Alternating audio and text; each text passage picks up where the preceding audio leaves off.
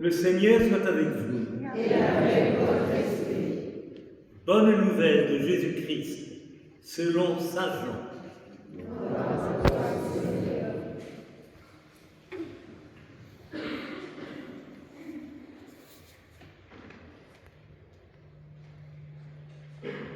En ce temps-là, Jésus disait à ses disciples: « J'ai encore beaucoup de choses à vous dire, mais pour l'instant, vous ne pouvez pas les porter.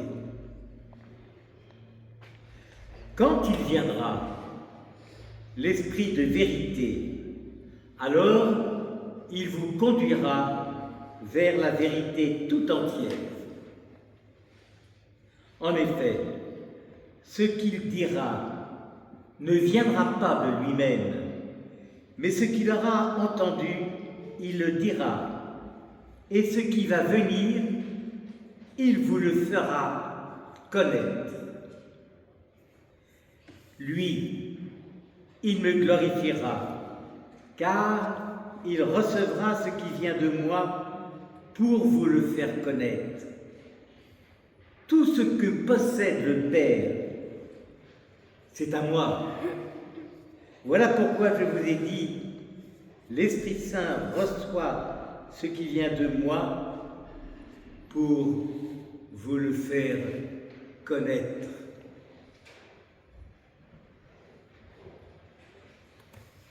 Acclamons la parole de Dieu.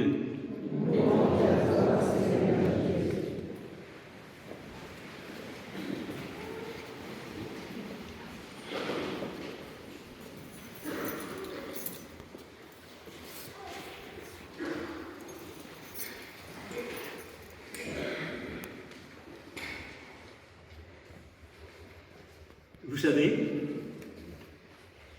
au début de la Genèse, ce livre qui est un peu l'histoire de notre salut, le salut de l'humanité, il y a cette parole de Dieu qui retentit dans le récit de création. Vous savez, et le premier jour, et le deuxième jour, et le troisième jour. Et ce qui retentit, c'est « Il n'est pas bon que l'homme soit seul. » Et en effet, en cette fête de la Trinité, on pourrait dire aujourd'hui, il n'est pas bon que Dieu soit seul. En fait, nous croyons, si nous sommes là, mais peut-être pas si nous venons, il n'est pas bon que Dieu soit seul. En effet, nous croyons en un seul Dieu, mais nous ne croyons pas en un Dieu seul. Et c'est la révélation de ce mystère de la Trinité, qui est le mystère de l'amour porté à sa perfection dans l'amour divin. J'insisterai un peu sur ça. Il y a une sorte, je le reprendrai tout à l'heure, mais en Dieu, et je ne peux pas vous en dire beaucoup plus, il y a une sorte de communion. Le Père, le Fils et l'Esprit. Qu'est-ce que c'est que cette histoire-là? Eh bien pourtant, il y a Dieu est amour, et Dieu n'est qu'amour. Et l'on peut dire que rien n'est plus contraire à ce qui fait le cœur de l'homme. Et ce qui est contraire au cœur de l'homme, c'est la solitude. C'est la solitude de l'homme. En effet, on sait combien la solitude est la source de souffrance et de désespérance. Aujourd'hui, la fête de la Trinité vient nous redire que si l'homme est créé à l'image et à la ressemblance de Dieu, tu es créé à l'image et à la ressemblance de Dieu. C'est pas moi qui dis, c'est la foi. Qu'est-ce que tu es important?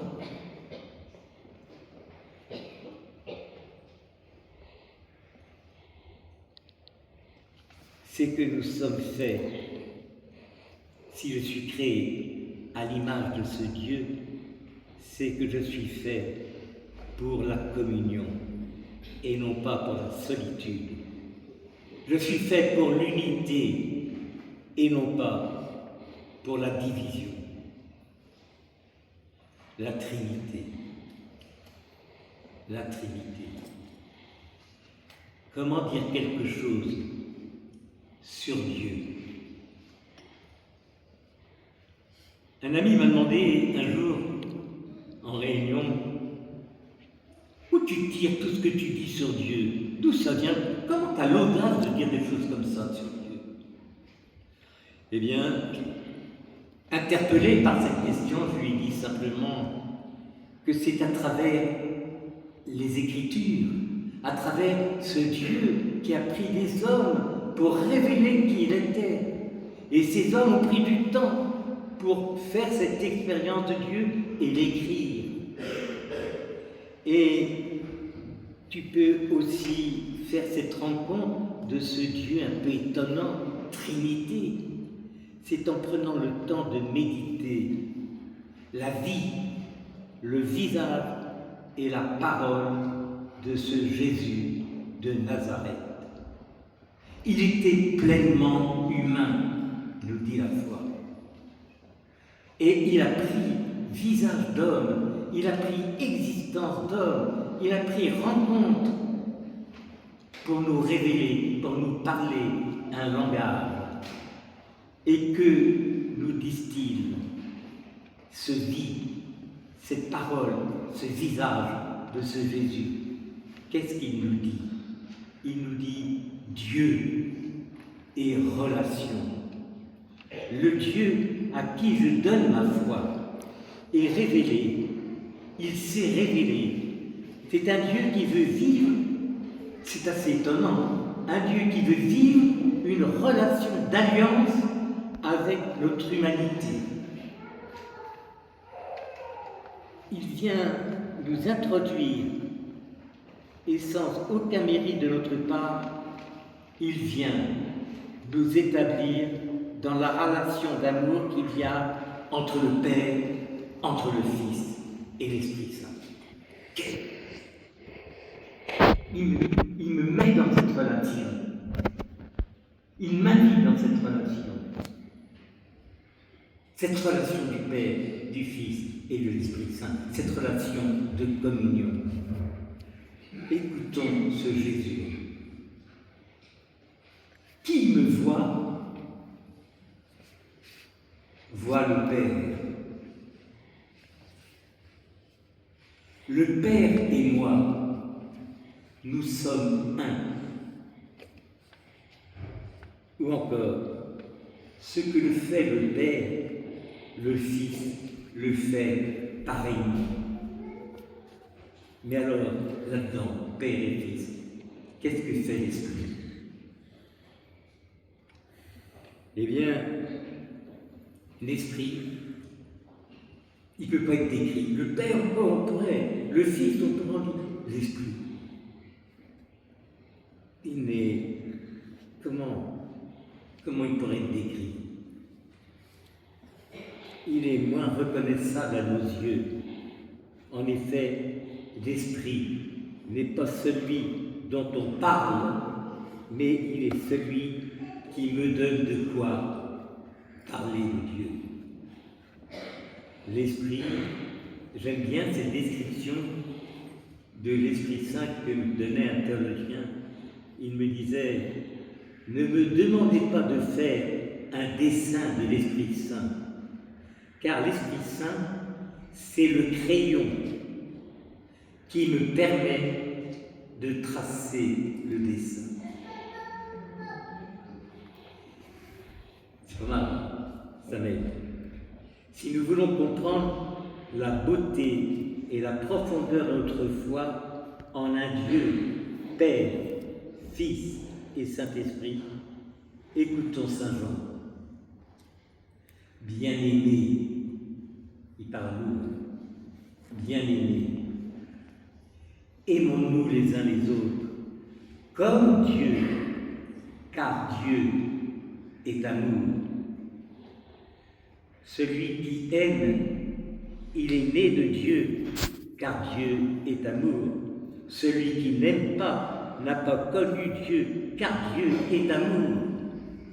C'est en aimant que je peux approcher le mystère de ce Dieu révélé par Jésus de Nazareth.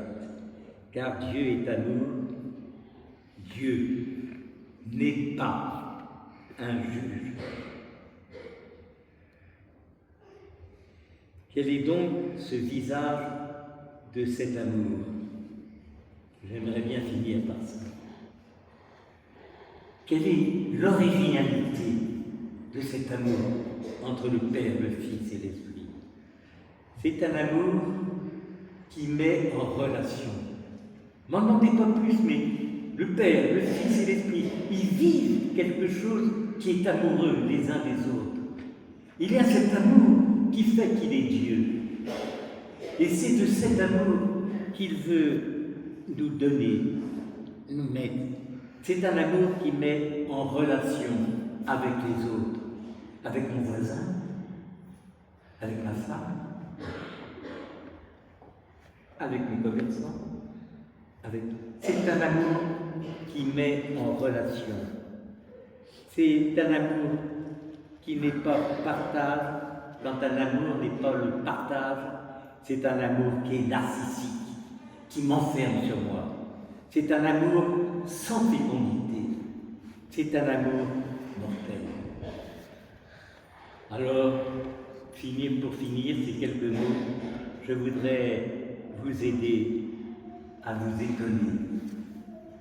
Je voudrais m'aider à m'étonner. On dit Dieu créateur, mais comme nous le dit Jésus, mon Père et moi, on sent une relation amoureuse entre le Père et le Fils. Et la mission de l'Église sera de rentrer en relation avec ceux d'entre nous qui le demandent et qui l'accueillent. Ça sera de rentrer en relation et de le faire entrer dans cette communion divine qui peut nous aider à une communion humaine entre nous. Le mystère de la Trinité n'est pas seulement à contempler, il est à vivre. Être la ressemblance de Dieu, c'est d'être des hommes et des femmes de relation. Relation où l'on donne gratuitement et on ose recevoir de l'autre.